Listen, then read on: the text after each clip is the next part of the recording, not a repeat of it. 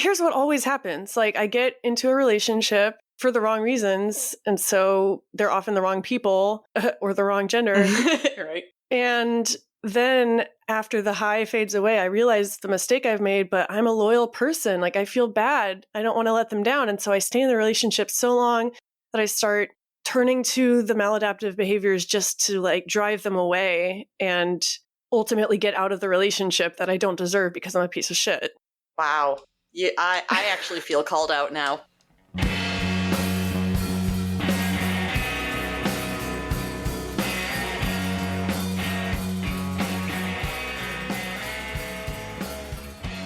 Hello. Oh, God. Oh, God. Where is she? Hold on. Oh, my God. Where'd my pen go? I can hear you now. Okay. Sorry. I was actually putting on deodorant and changing shirts. Oh. Because I'm sweaty. I don't know why. It's like finally cold outside. That's so weird because I kind of was today too, even though I was like, I don't know if I'm cold in here, but I'm definitely not warm. Welcome to Pickles and Vodka. Or sometimes we're a little bit sweaty.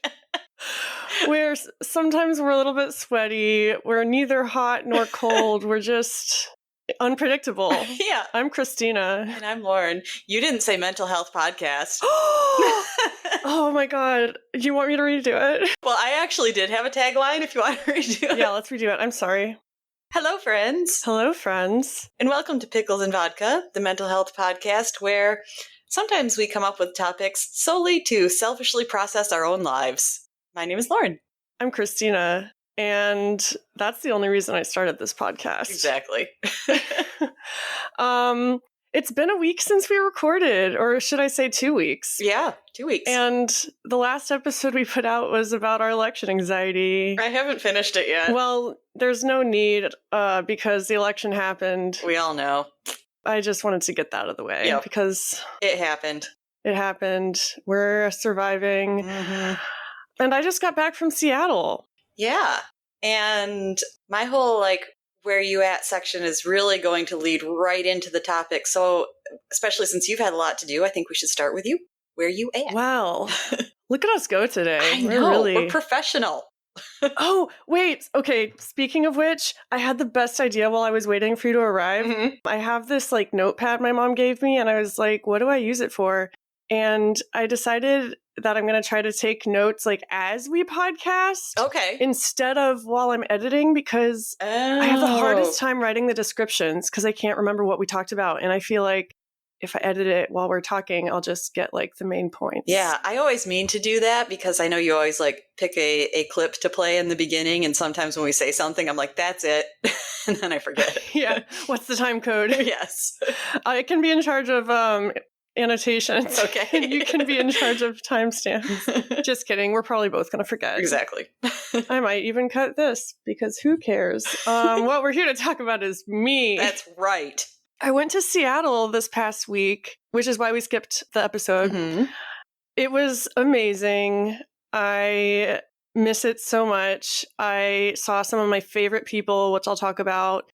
For listeners who don't know, I moved to Seattle by myself shortly after starting the podcast in 2018. And I went through a lot of my roughest years in Seattle. And it's all documented on the podcast, for better or for worse.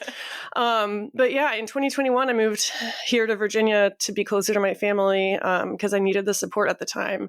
And I was glad to leave Seattle because, like I said, I was miserable there.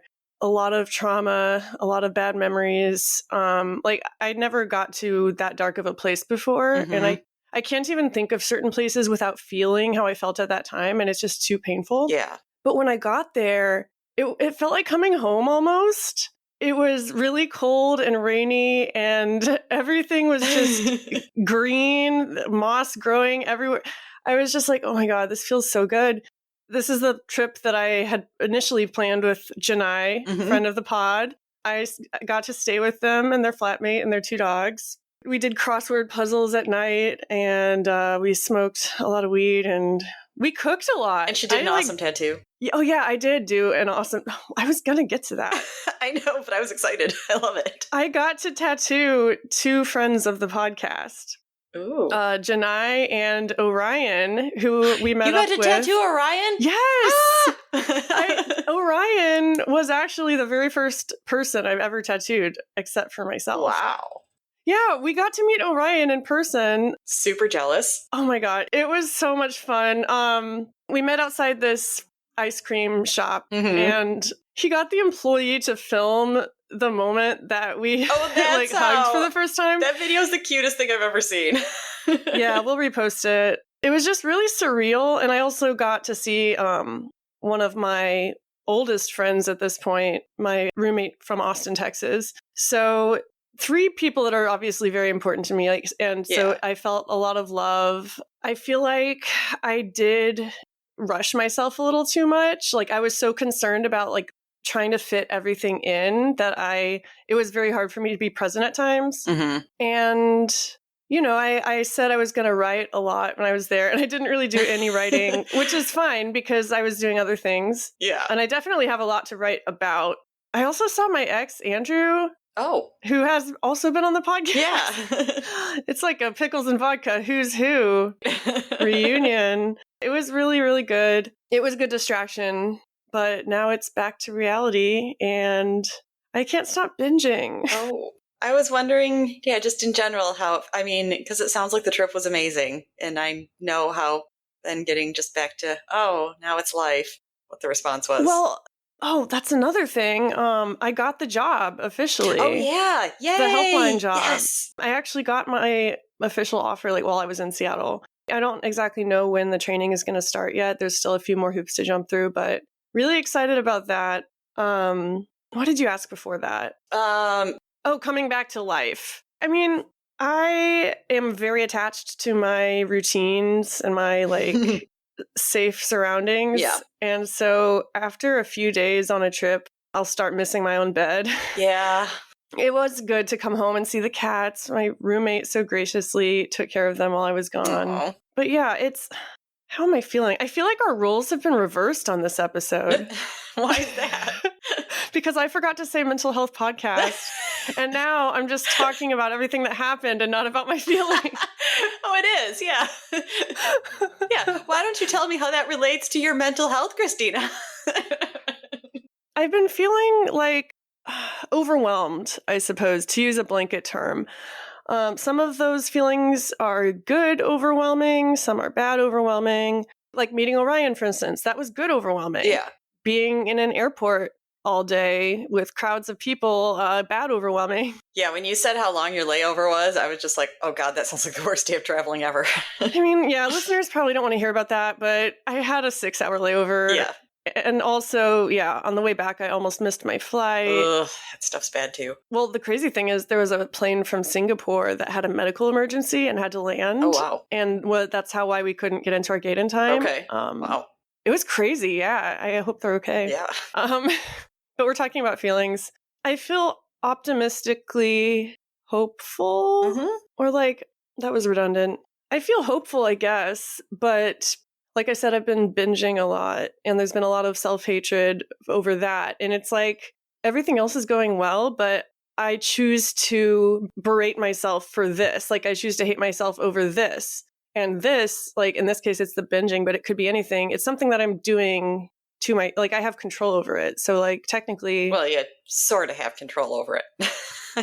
Yeah. Let's be honest. No, I have all the control, Lauren. That's right. You're the only one that actually has all the control, and it's not a fallacy. Yeah. I actually know what I'm doing, and actually, it's not a problem. Oh my gosh, you do not know how relevant that is. I've been, I'll get into this. I can't wait. I'm trying to think if there's anything else. I don't know. I'm just excited to talk to you and our listeners. Yeah. Where are you at, Lauren? Well, so friend of the pod, Vicky, got us, some of us that were old live journal people, because, that is how I met her, got us onto a new one. It's called Dreamwit, and you can import all of your old live journal entries. Wait, Dreamwit? Dreamwit. WIDTH. I thought I enunciated it pretty clearly, but I guess I think you did better than me. I was like, what the So you can retrieve your old live journal posts? Yeah. So my entire live journal is uploaded on there. So I have that. But what we're trying to do sporadically is kind of bring back some of the old magic with some of us that have known each other forever from there. And we always say, like, we're going to write, and then we don't really. But I did actually do that a couple days ago. I wrote an entry. And so I feel like that's pretty indicative of how things have felt this past week, because I wrote about just kind of like recently, it feels like everything, all the main points in my life are going pretty well. I wrote about, like Ariel going really well, band going really well, work, I think I said, is about as good as it can get. But like all of that stuff and no real issues, but just kind of still having this, like, not being able to define why I have this feeling of like, it just still feels empty somehow. And like, what else is there? What am I missing? And just, not really being able to define that. So I get that. I feel like that all the time. No matter how many activities I do, hobbies I have, or people I meet, it's still this hole that's like widening. Mm-hmm. And it's like that meme where there's a leak in a pipe and the man's like slapping a Band-Aid on it. Mm-hmm. Yeah. Oh, yeah. I know what you're talking about. That is the emptiness that I feel that I try to fill. But actually, when I was fresh in my deconstruction from Christianity, I felt like that. And there was a moment where I was like, are my parents right? Like, is the only way to fill this empty hole like God, like finding God? Yeah.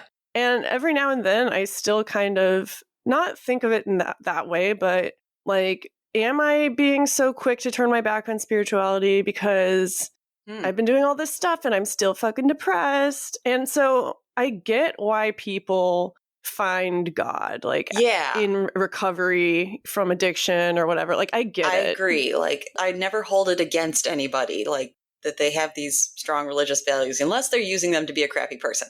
But unless you're using it to control people. Yeah.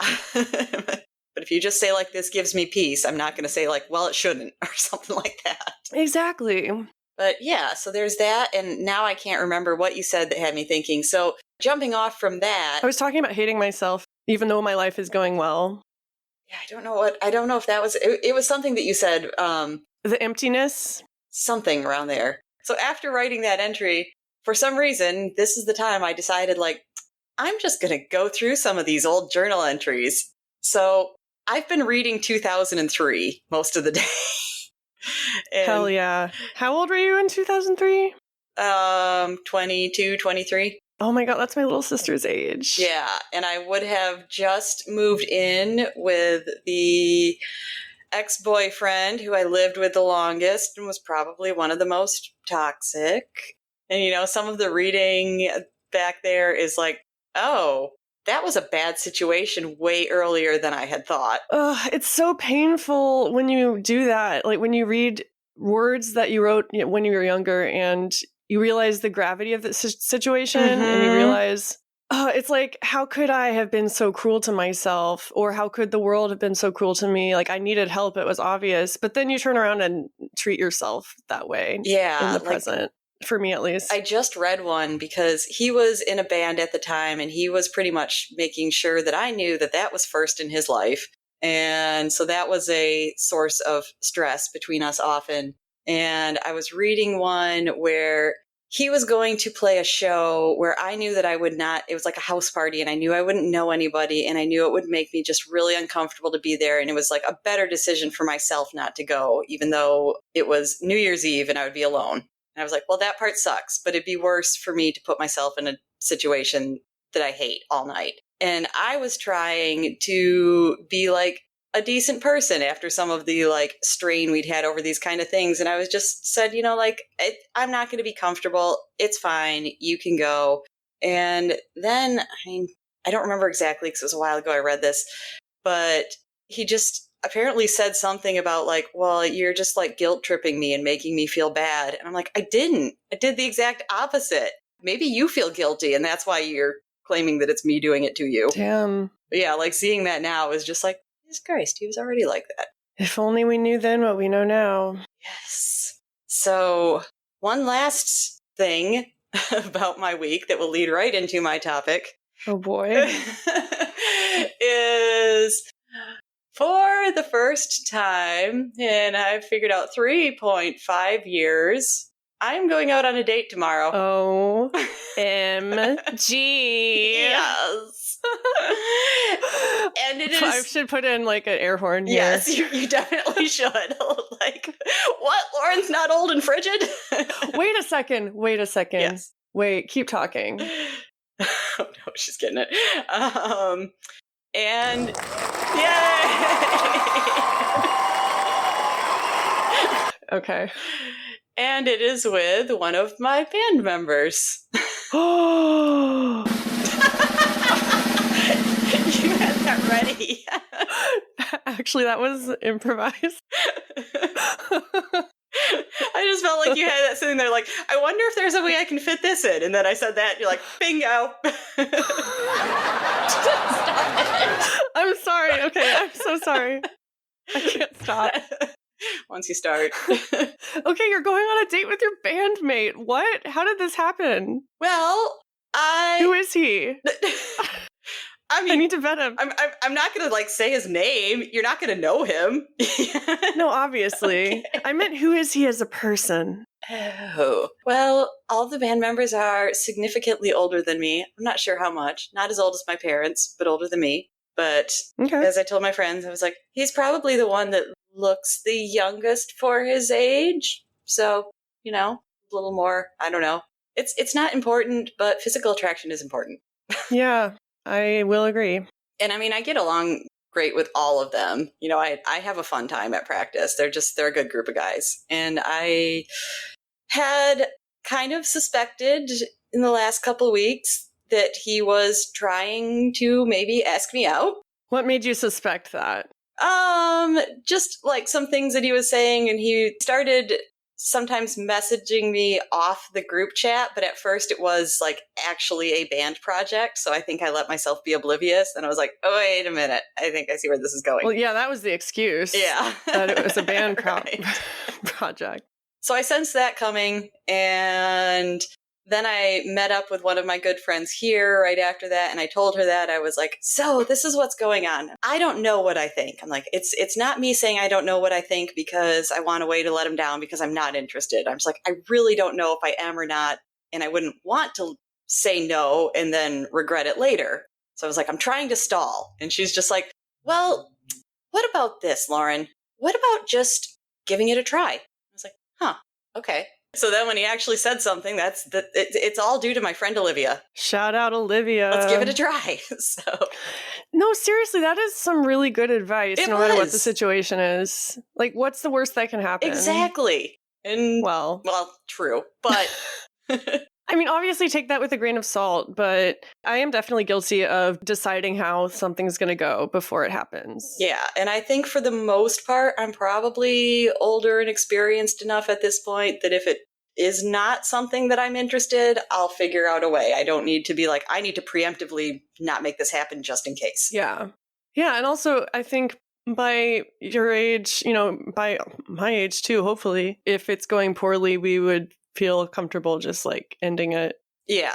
I mean, I told him, you know, like when he brought that up, I was like, I think that we are both adults here and are going to come at it maturely enough that, you know, like, what? Oh my God, Lauren, guess what I just remembered?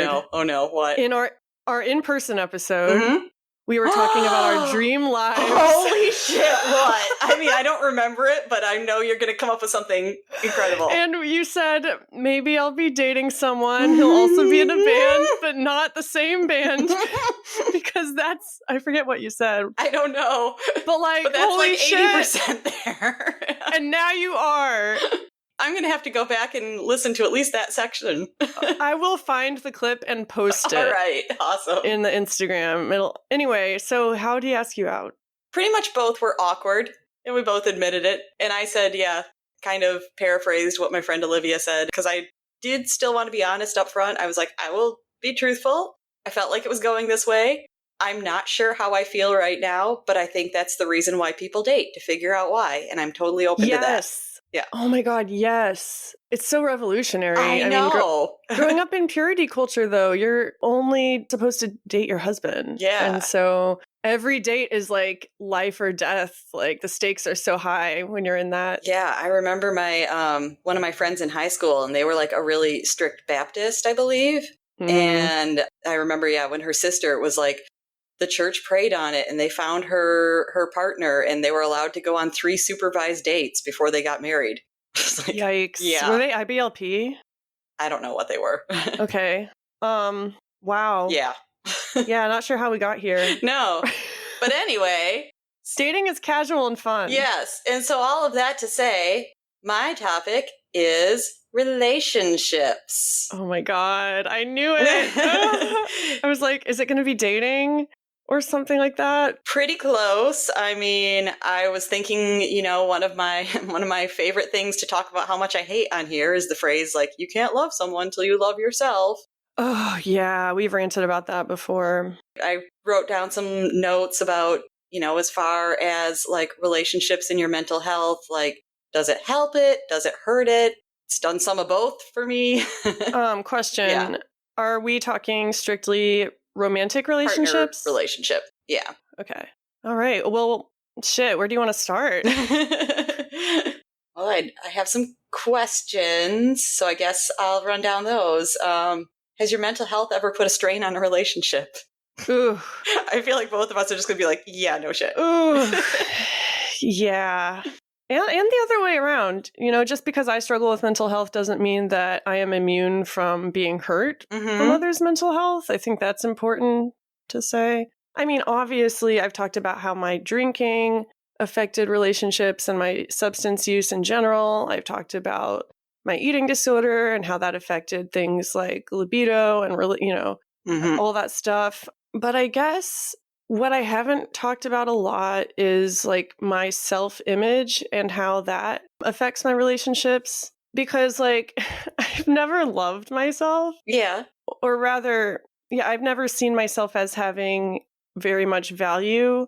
I've never felt connected to my body or my sexuality, really. It always felt kind of like a performance, which, I grew up closeted, so that makes sense now. But Yeah. still, I always kind of saw my body as this like foreign thing that would sometimes attract guys. And when that happened, I felt like I couldn't waste it because like who would be attracted to me? So like I gotta take it while it's here. Exactly. And I mean, don't get me wrong, I've been good friends with a lot of the men that I've dated or, had partnerships with. I'm a serial monogamist.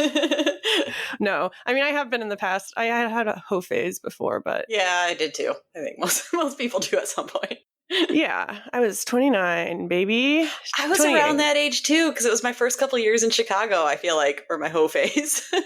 Hell yeah. You painted the streets of Chicago red. Well, I couldn't name all the guys that I had sex with, I can tell you that. Damn, really? Not in those years. Whoa, okay, I was not expecting. I'm not saying it was a lot. I'm just saying that there were a few where, it only took like one night of paying attention to me. And it's like, okay, we probably were, like drinking too much and it's fucked up. I was like, yeah. That's crazy because I remember like everything about everyone. Some of their moms are still friends with me on Facebook. I forgot what I was going to say. Oh, body image, self-image. Yeah.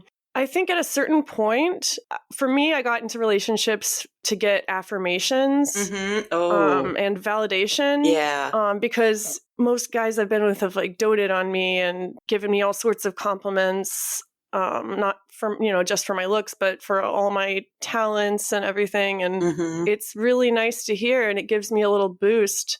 But ultimately, because I suffer with depression and eating disorders and it's not enough to keep me at that level. Like I eventually go right back to hating myself. And there's only so many times that the other person can buoy me up again before like it gets really old and it starts to bum them out. And it's kind of like even when you're in it, like, it's getting old, but it's your brain and you can't stop. Yeah. And, when the other person also struggles with depression or low self-image, which nearly all of my partners have, then it's worse. Yeah, I would imagine. Because you're both just trying to validate the other person at all times while struggling with yourself and asking yourself why the other person is even with you at all.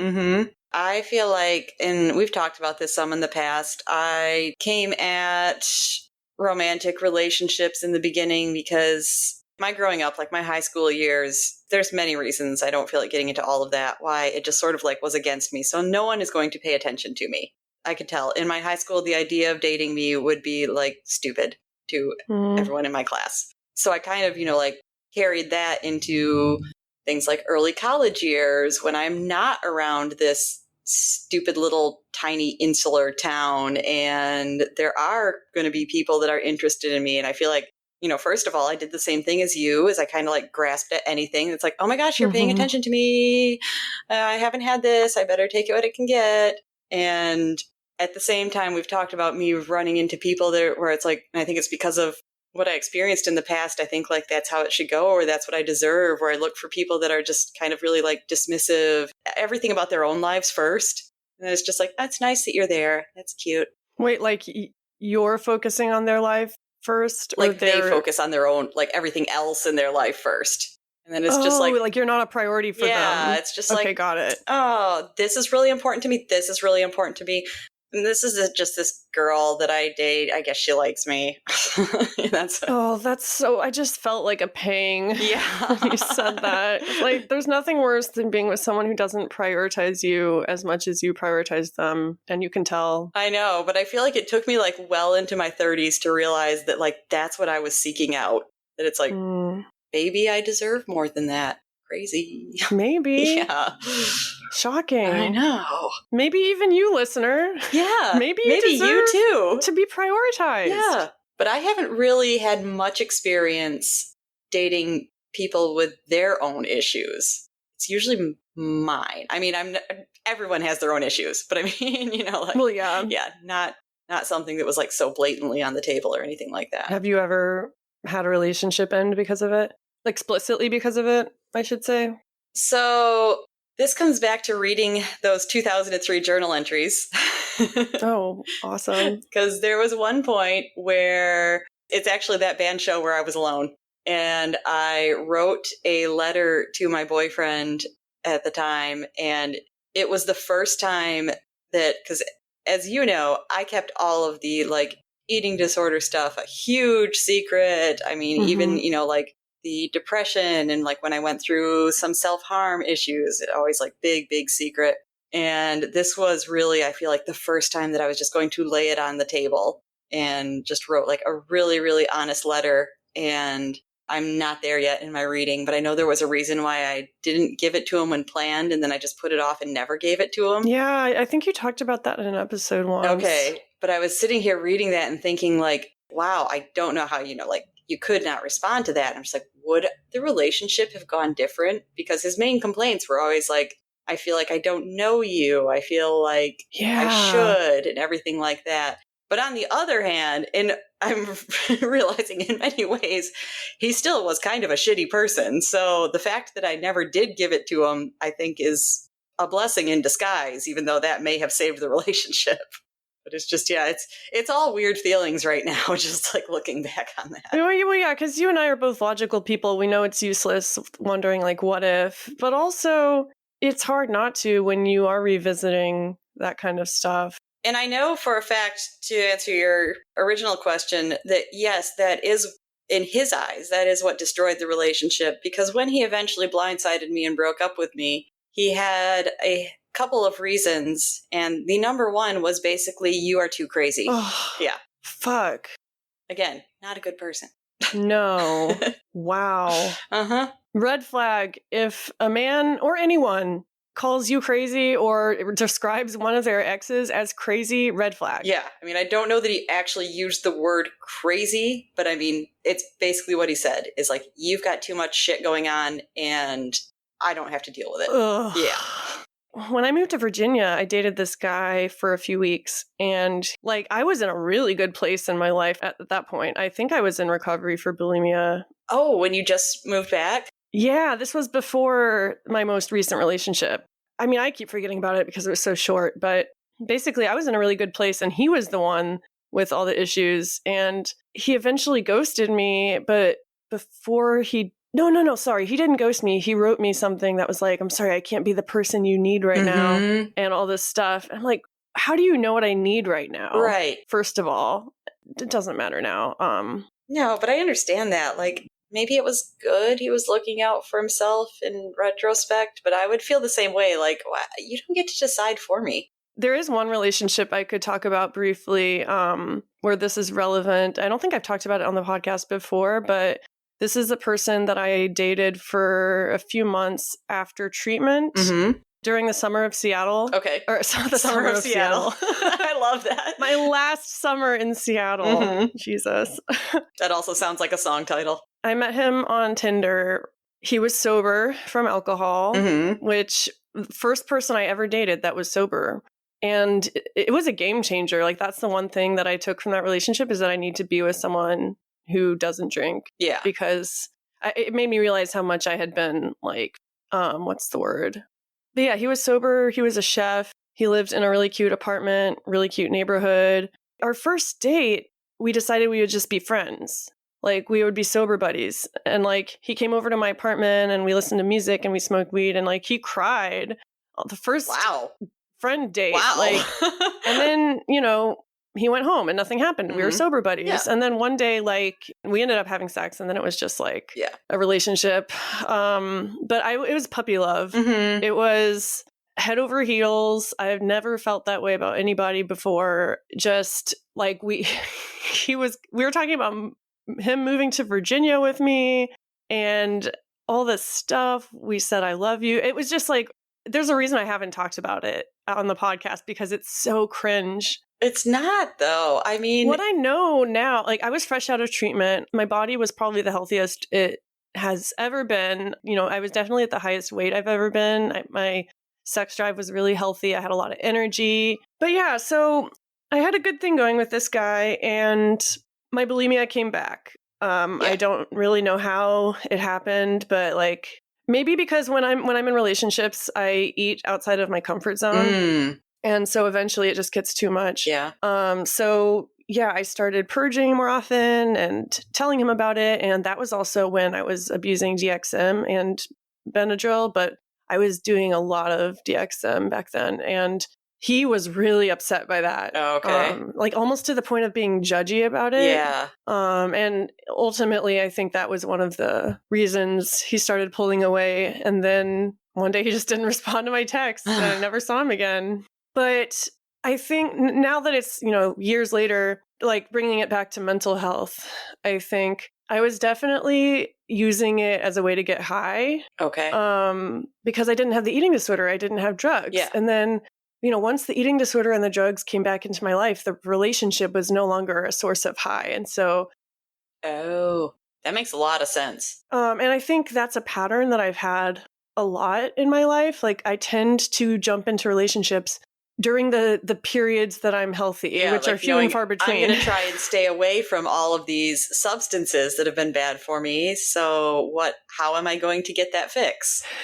Yeah. I mean, here's what always happens. Like, I get into a relationship for the wrong reasons. And so they're often the wrong people or the wrong gender. Right. And then after the high fades away, I realize the mistake I've made, but I'm a loyal person. Like, I feel bad. I don't want to let them down. And so I stay in the relationship so long that I start turning to the maladaptive behaviors just to like drive them away and ultimately get out of the relationship that I don't deserve because I'm a piece of shit. Wow. Yeah, I actually feel called out now, because I definitely related to when you said, like, I feel loyal, where it's like, even if you feel like it's not working, it's just kind of like, I don't know, I put time into it and it's not that bad. Yeah, I don't think I ever broke up with anybody in my life until my most recent ex. I think I've only broken up with 2 people, and it was the worst experience both times. I'd rather be broken up with like 10 times than either of those. Damn. We have 2 perspectives, I guess. So one of my next questions, and I feel like we will definitely be different on this, is as far as like the mental health issues and things, do you tend to lay your cards on the table right away or hide? I lay my cards on the table right away, Right? baby. I let them know I have an eating disorder on the first date. I mean, normally it's people that I knew beforehand, so I know that they're cool, or I've been talking to them online for a while, and I usually like talk about mental health online. Like, usually it's the guys with like depression jokes in their bio, let's be honest. Okay. Like, there's an understanding beforehand that like, yeah, this is something that's okay to talk about. But yeah, I don't really give a shit. I think if someone reacted badly to that, like the story I just described, it's for the better that they're not in my life. I am the exact opposite.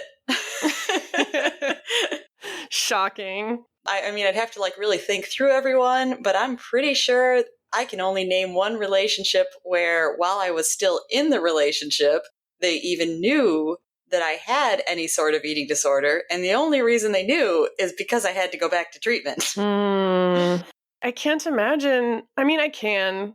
I have hid things from my partners, obviously, but it's because I told them that, like, I used to struggle with this in the past. And so I knew that they would notice if they wouldn't let me get away with that. There is one relationship that I had in Chicago where I let the guy know after the relationship, but I honestly think that after, when we were friends, we had a far better relationship than when we were trying to date. I mean, I keep thinking back to what you were saying, like how you wonder if the relationship would be different if you had told him. I don't know, moving forward, does that change how you plan on talking about stuff? It's a really hard thing still for me to do, so I can't say what I will do, but it definitely makes me think, like, because I have seen in the past that I feel like it has driven relationships apart that I've had. So it's kind of like, if I feel like one is going well, I really have to think about, like, am I going to try and find a way to at least make you aware this is a thing so it doesn't drive you away? Yeah. Yeah, it's a tough thing. It is tough. I mean, on the flip side of that, you can overshare or you can give really vulnerable information to people that don't deserve it or will mishandle it. Yeah, I can't remember if I told this story on the podcast in the past, but sometime when I was just, doing like some online dating, it was the most un-me, random spur of the moment thing. It was a first date with a guy, and we got all the kind of like basics out of the way, and then it was just silent. And for some reason, it just came into my head, and I was like, well, you're either going to have to find some other things to talk about, or we're just going to have to share our greatest childhood traumas. Oh my God, yeah, that's a good idea, actually. Well, yeah, because the craziest thing is then he did. Why? I don't think that's crazy at all. No, but I mean, I think that's awesome. It was. I mean, I wasn't. There was other reasons why I was not interested in the guy, and it didn't go past one date. But I did think that date was really cool, and it was like actually a really good conversation. He shared something really vulnerable, and so I was like, okay, I think I will too then. Hell yeah! You tried something new. Yeah, that's really cool. So yeah. For listeners, if you struggle like that as well, maybe just jump off into the deep end. Give it a try. They might surprise you. Give it a try. Yes. Yeah. I guess the last thing I wanted to talk about was ways that you feel like being in a relationship, and it could be specific ones or just in general, like how has it helped your mental health and how has it hurt it? Because I've seen both for myself, I know. Totally. I mean, it helps my mental health at the most basic level because I'm interested in someone else, like other than myself. It helps me, be more generous with my time and my energy and use, the time and the energy that I would have spent on like self-harm, like on making someone else's life better. And, companionship is so nice. Yes. Physical touch is so nice. And I think it's normal to need those things, even though like I try to convince myself that I don't. Like I still do, just like everyone. And so yes, I notice when I go like extended periods without those things, it does make me a little sad sometimes. Yeah, that I know is something like just with the prospect of maybe something new starting now that I have been so like giddy about basically. Yes. And I mean, we have, I know I've mentioned this a few times on the podcast, feeling like I would probably say that I am asexual. I don't really feel sexual love. I don't really get anything out of the act of sex. And you know what I mean? That's already on the back of my brain that it's like, oh my gosh, if everything gets getting ahead of myself, like if everything gets too serious, probably going to have to explain that. Like, I'm not saying I'll never have sex. I just might not care. But yeah. But the point that you were making is it's like, but when I think about it, I'm just kind of like, I could experience physical touch again. Yeah. That sounds so nice. Some cuddles. Yes. Oh my God. Yeah, things like that are really good for my mental health. And there have been some people that have like really directly helped in my recovery. And I'm grateful for that. It hurts my mental health because I usually put really high expectations on the person and I stretch myself to the point of exhaustion for people I'm in a relationship with. And if they don't reciprocate, I can see that with you. yeah, I really do. Because when I'm in a relationship, like I go hard and not everyone, well, yeah, cis men have not been crazy about that. Hence why that will not be happening. No. Oh, thank God. Never have to have sex with a man again. Hallelujah. It's the only time I'll ever say that word on this podcast. Nice. For me, I'll start with the hurts first so I can end on something a little more positive. Perfect. Originally, I felt kind of embarrassed about this, but I think what you were just saying, and hopefully I can put that back together in my brain, I feel like when I am getting into a relationship, that is an excuse where, like right now, as we know, I've been doing okay, but I feel like that is just an excuse for all the eating disorder stuff to just run rampant. Ooh, that's funny because I use it as an excuse to like forget about my eating disorder until I can't. Yeah, I think as you're talking that I'm still secretive about it, of course, because we said I don't tell anyone anything. But I think basically it's coming in and doing what it does because a new relationship is, even if it's good, it's a time of like new stress and feeling a little, kind of like not sure where I stand, out of control, things like that. And so it's just kind of, I feel like that's where I turn, is just kind of like, hey, you thing that has helped these feelings before, come do it again. Yeah, it's almost like taking medicine. Yeah. For heartburn. Right. And also, I think a relationship can pose a threat to the eating disorder. Oh, good point. Like, for me, at least, I tend to preemptively form that rift between us. Even before the symptoms appear, like, I'm already thinking about how that will drive them away. Yeah. On the other hand, I said I feel like it can help or hurt as far as anxiety, but I think it's more of a help because for me, I think like at this point, the things that cause the most anxiety and obviously like make me isolate a ton are having to go out and do things on my own all the time. Mm. So, it's easier to go into a new situation if you can bring somebody with you. Yeah, that's true. It does make it a lot easier when you're part of a couple. Yeah. And then, of course, as I think I already said, it forces me to work on being vulnerable if I want it to work.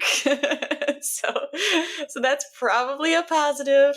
In the past, what has that looked like, working on being vulnerable? In the past, I don't know that I've been all that successful. Like I said, it's just kind of knowing that it's like things have not worked when I've kept everything hidden. I've had that proven to me time and time again. And you're realizing it now and you're doing something about it. Better late than ever. Well, that makes more anxiety though. No. It's like, oh my gosh, oh, I have God. to talk about myself. Well, baby steps. Scary. Like, cross that bridge when you come to it. Exactly. To use a cliche. Like, that's one thing I do in relationships too. I'm always worrying about me too. Like, the next stage or whatever, and I'm not just enjoying the moment. Yeah. I'm always like playing it out and seeing like, oh, they might have thought this about something that I did, and then I like play out the whole conversation in my head, and it's kind of like you just imagined a TV show. Yes. You have no idea if this is going to happen. It really comes down to control. Like, I think I want to control other people to an extent. That's why I'm not in a relationship right now, and I'm not looking because I don't know if that would make me better or worse, or just put a Band-Aid on top and keep me from working on stuff, Yeah, that was something else that I think I had written down that was just kind of like, has your mental health in general ever like stopped you from even pursuing a relationship? Oh, 100%. Yeah, I mean, I was thinking of that a lot in the same way. I hear people all the time saying like that's the reason that they don't want to have children, because it's like, I don't want to pass it on and things like that. Well, I feel like with a romantic partner, the stakes are almost equally high. I mean, you're not creating a new person, but like, I don't want to take that gamble. If there's only like a third of the chance that I'll be happy, like, I don't want to take those odds.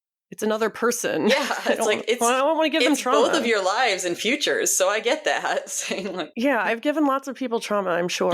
Like I have, just like other people have given me a lot of trauma. That's just something that can happen in relationships. I look for dismissive people that don't care about me, so I probably haven't given them much trauma. They probably walk away and forget. Who is she? I don't know how to only the two that I broke up with. Oh, yeah. Because that's also my other weird thing, that almost all of the time I look for these dismissive people that, put me like fifth in their life. But every once in a while, then I find someone who's the total opposite and like practically like puts me on a pedestal, and then it creeps me out so much that I can't. Yes. That's usually the type that I attract. And yeah, that's not fun either. It makes you uncomfortable. Yes. But it's like, is that legitimately creepy, or is it just because we don't think we have value? Yeah, it's so because we are uncomfortable in that situation. Yeah, when people give me gifts, for instance, makes me so uncomfortable. Oh, me too. I cannot open gifts around people. Yeah. Oh my God. You've brought up a whole different, whole different traumatic experience. I did not think we'd get into. I agree.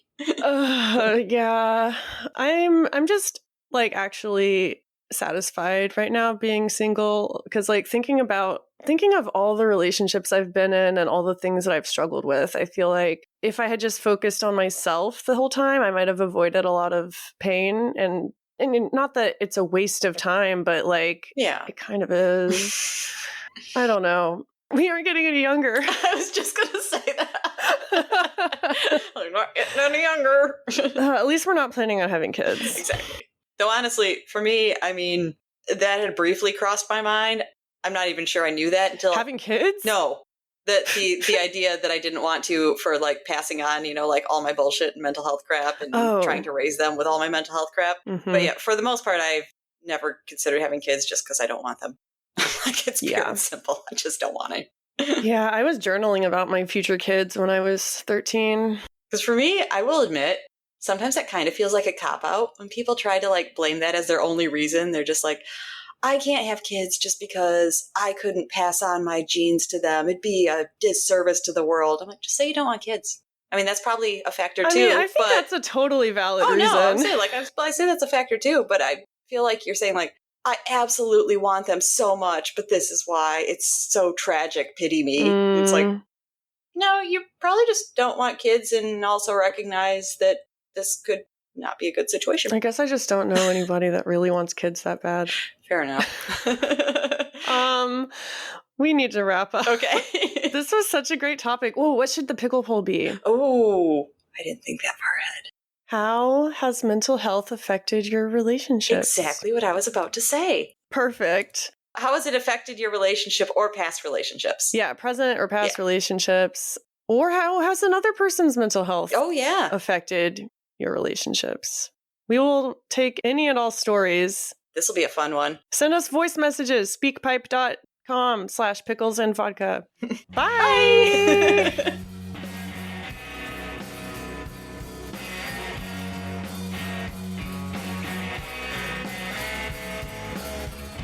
If you like what you heard, don't forget to tell a friend about our podcast. You can direct them to picklesandvodka.substack.com, where they can find our entire archive and also get access to our chat. We're on Instagram at Pickles and Vodka Podcast, Facebook.com/Pickles and Vodka Podcast, and YouTube.com/@Pickles and Vodka Podcast. My Instagram is @XtinaJumper, and Lauren is @LaurenAFH. We'll see you next week.